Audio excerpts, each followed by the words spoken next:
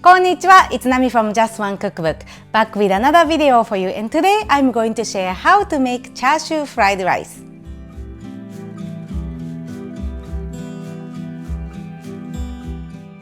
Sometimes when you make chashu for ramen, you may end up with more chashu than you need.